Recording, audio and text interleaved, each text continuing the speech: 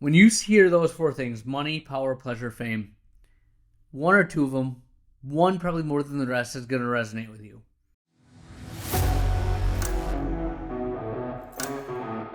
All right, my friends, the Ultimate OD Podcast. This is a deep episode for you, but I will tell you this. You do this, you answer the questions that I have proposed to you, and you will be a better person. You'll be a better doctor. And you'll have a better practice because you will know exactly where you're going and what you're meant to do. This is an episode you need to listen to and you need to follow through with. Not just one that you're going to listen to and then move on. One you're going to listen to and re-listen to again. Take the questions and make your life that much better.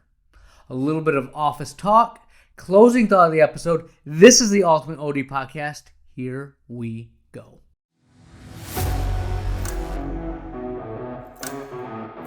All right, my friends, the Ultimate OD Podcast. Thank you for tuning in, listening. We're getting a ton of emails. Dr. Lily at theultimateod.com. Facebook, YouTube. Leave us a 5-star review. Anything you can do to grow the podcast, grow the YouTube channel, I truly appreciate. I do this because I love optometry. I love you reaching out, asking questions. Iron sharpens iron. I firmly believe that I'm a better doctor. I'm a better place in my practice because of you out there. So thank you for that. Shout out to all people in my mastermind groups that have been just keeping me sharp, keeping me accountable. I hope that you listen to this podcast, you listen to my entire podcast, and you take some nuggets away and you make yourself better.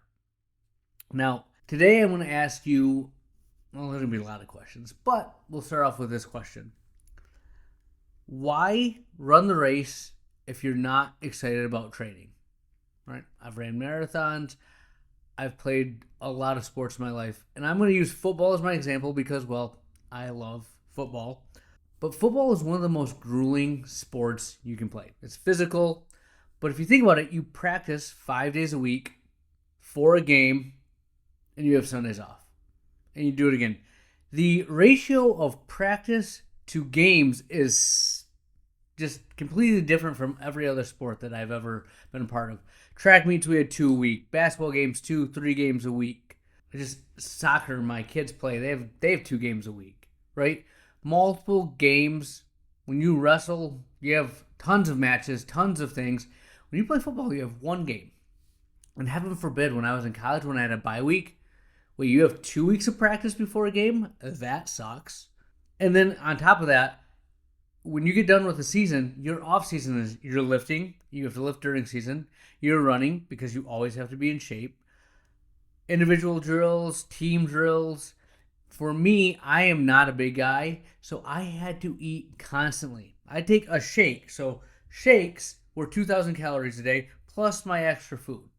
I was at 4,000 calories a day, and that was awful for my health. I'm guaranteeing I probably took years off my life. Hooray. One of the best things ever was when I got done playing, I could just not eat for the day and it'd be okay. If that happened when I played, awful. So you can see football demanded a lot, but I absolutely loved it. My favorite time was the off season. I love the off season. In my mind, mentally, what I thought was I was going to work so hard, and then when the season came, all my hard work, I'd be better than everyone else, and that's just the mentality I had. I love the training, so that's why I signed up for the race, right? When I ran the marathons, I love putting in the miles, the just pounding the pavement. I didn't even care about the marathon itself. I love to run. So again, let's bring this back to what matters, optometry private practice. There are so many parallels when it comes to private practice, our own offices, to the analogy of football.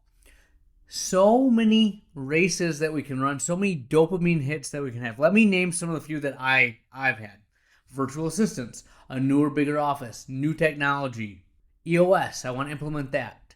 The specialties that you can add, policies and procedures, hiring a doctor, oh my. Now, each individual one of these can be amazing. Each individual one of these things can also be the worst thing ever.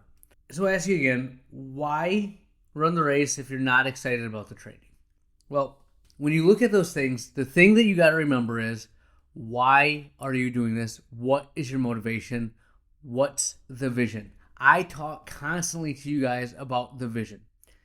And before we get to the vision, let's take a step back and talk about your motivation. Four things. Now, I've listened to a couple books. I'll reference those later on. But four things that motivate us. They can be good or they can be bad.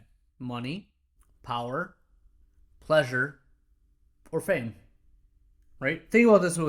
There's a ton of ways where you can make a lot of money in optometry. A ton of ways where you get a lot of power over your staff, over patients. Playing a doctor, you have power, right? Pleasure. You love the dopamine hits. You love buying the equipment. Because of optometry, you get to do a lot of fun things. You get to travel. I get to go to Las Vegas for a conference. I get to go to New Orleans for a conference. Washington, D.C., you name it, I get to travel. I get a lot of pleasure from optometry. Fame. Are you guys fellows? Do you like to publish? Do you have webinars? Do you have a podcast that people can listen to you at? Right? These are all things that can motivate you. Now, when you hear those four things, money, power, pleasure, fame, one or two of them, one probably more than the rest, is going to resonate with you. Now, do you use that for good or do you use that for evil? Do you let it corrupt you? Every single one of those things can corrupt you. But you can use every single one of them for good. What is your one motivating factor? Think about that. If you're interested, leave a comment below.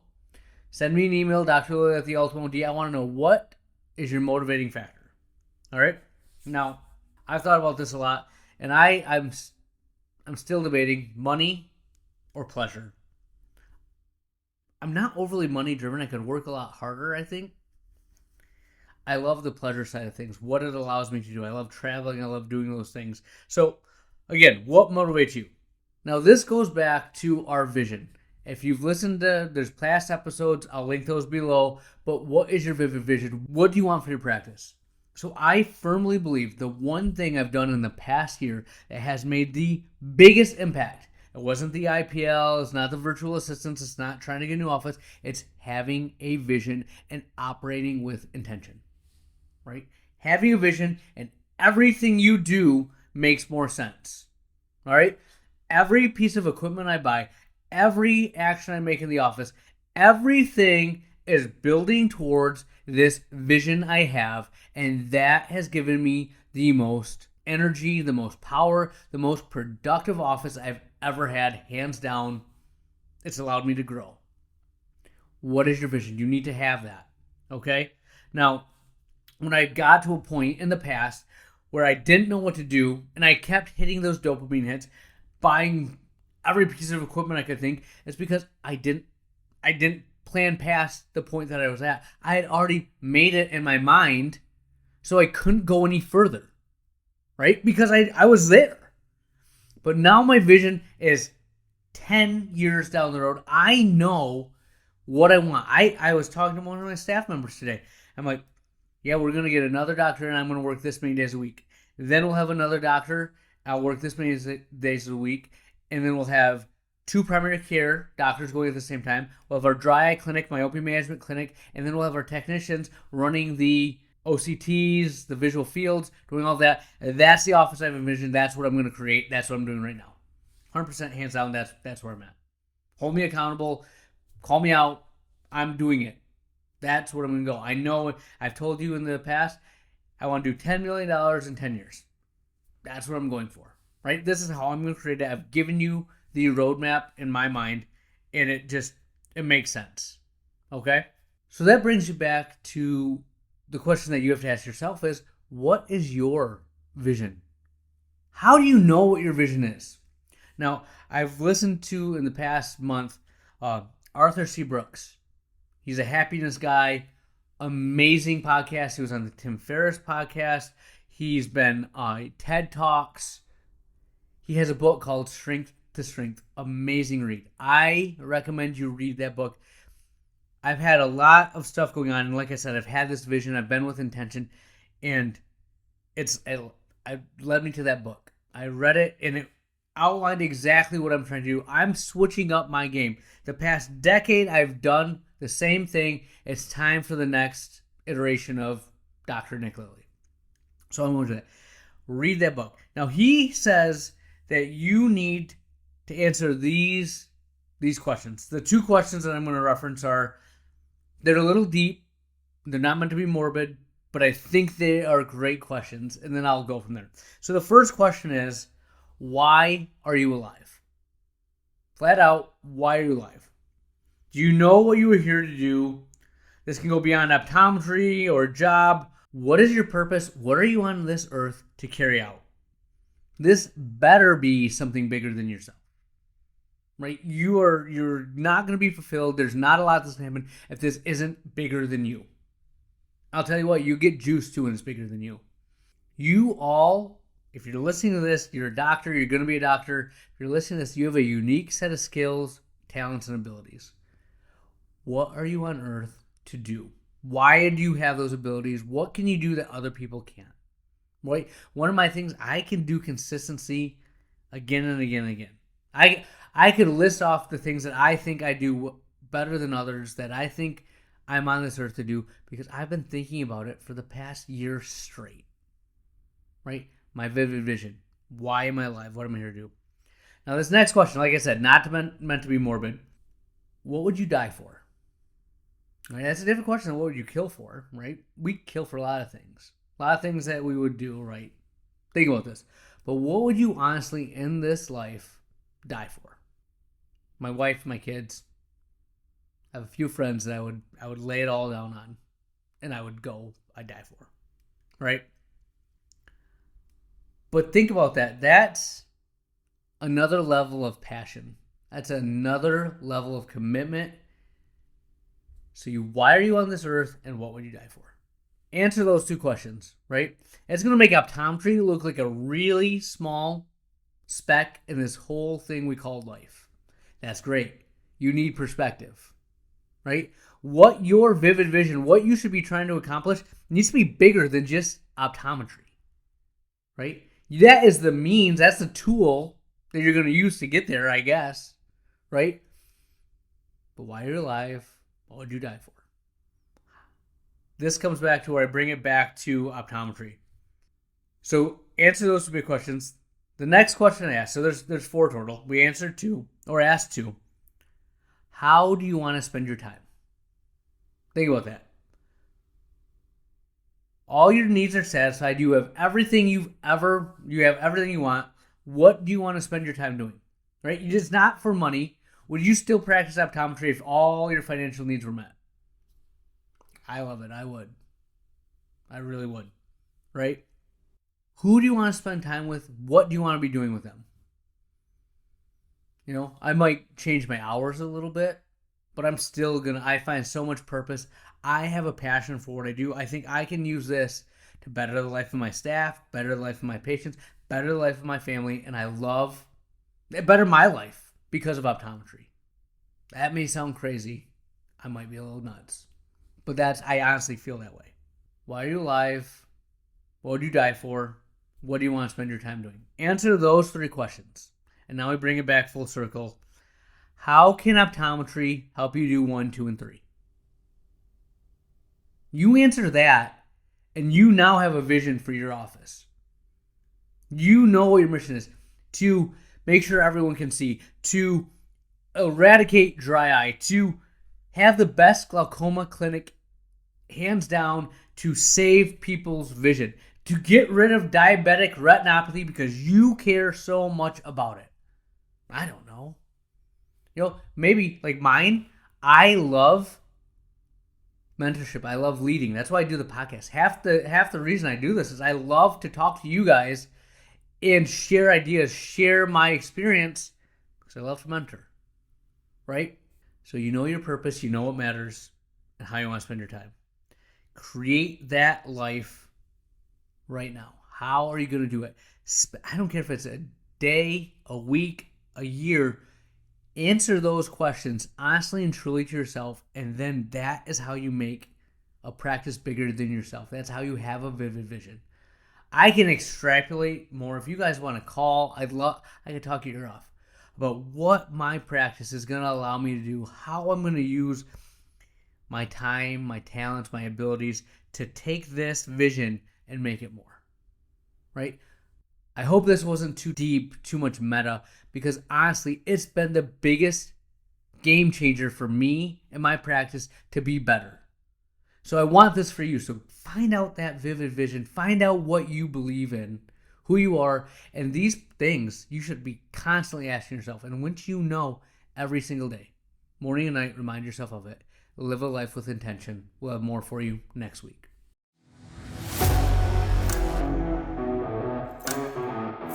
All right, my friends, a little office talk. I have great news for you. I have my LOI, my letter of intent. My letter of intent has been accepted. Yes! All right, 2 failures. Same place, just kept getting the crap kicked out of me. Kept racking up some L's. Couldn't make a hire. Couldn't get a new office. Didn't know what I was going to do, but you know what I kept doing? Knocking until I found someone that would open a door for me. I kept seeking, and I'm not done yet. I know once I got this, I know the next steps. Now I'm looking for doctors. I'm setting up my org chart. I'm preparing myself. I made a hire, so I'm going to be heavy for about a year on staff because I want to hit the ground running when we go there. I'm setting up my office. I've talked to my managers of what it's going to look like, what we're doing. But guess what? I made the hire. It's amazing. I'm so excited. Negotiate lease. I got to build a building. Talking to the architect. It's pretty much designed. Just got to get all the details and then, putting in the furniture. So I think I'm going to use iDesigns. Definitely for the optical. I don't know if I'll do that for everything else. They are very expensive, but they look nice. Great looking office. I have a vision. Just also have a lot of money I'm going to be spending. But the best investment is the S&Me, right? Not the S&P, S&Me. Invest in myself. I can make bigger returns than anything else I could do with that money. So that's my goal. That's my plan. All right. Also, I told you I had the meeting with the virtual assistant. I'm hiring the virtual assistant. I'll have an update next week with how the hiring of the virtual assistant went, but I am making the hire. Now, that being said, my managers right now, I told them we need to we're doing this. This is happening. And I've been prepping them for about 6 months now. We're going to do this. This is something that's out there. We have to take advantage of it. Think about all the things that we could do. And I've kind of created a list, etc. When I signed up, I actually told them, hey, we're doing it. This is the things. I've taken the stuff that you said. I've taken the stuff that I want. These things are happening. And they were like, okay. They were going after it. And then I asked, okay, how are you going to do this? How are you going to do that? And one of the things, one of the staff, my managers goes, yeah, we're just not going to do that. It's just not worth the hassle. Oh, no. You are going to do that. That's something we are going to figure out. No exceptions. And they kind of looked at me like, oh, okay. Yes, you have to commit to it. You realize that if you don't commit to something like that, they're going to always say it's too hard. There's a roadblock here. It's just easier if I do it. I've done that my entire career. I can't delegate that. I'm the best one that can do that. Oh, it's too hard to train that. Too simple. I'm going to just keep doing this. Nope. No choice. Get it off your plate. Period. You know what they did? They found a way. They have it planned in their head. Now, whether it works or not, I'll let you know. And if we have to pivot or adjust or take it away, fine. But you find a way. There is no, well, it's too hard. Maybe. We'll see. No, do it. And to this, I gave them the outcome I wanted, and I'm letting them figure it out. Massive delegation. They don't know what to do with themselves because they're not used to this me. Remember, I have a vivid vision. I know where I'm going. I know what I'm going to do. I know who I am and what I want to represent. I got to stop micromanaging, and I have bigger things that I have to accomplish. These are things that I don't worry about. They're capable. They'll figure it out, and we'll go from there. So I think that's growth. I'm pretty pumped up about that. And then new staff member. We are hiring because in my mind, the virtual assistant will be able to take a lot of back-end stuff away. I hope it works. Just a straight technician. All they're going to do is do workups. Get some charts ready, not answer phones. They're going to just do workups. That's what they're going to do. So I'm reinventing my office with the mindset that the changes I'm making are going to be more productive, better for everyone. Stay tuned. We'll see what we got. I think it's going to work, but I'll have more for you next week.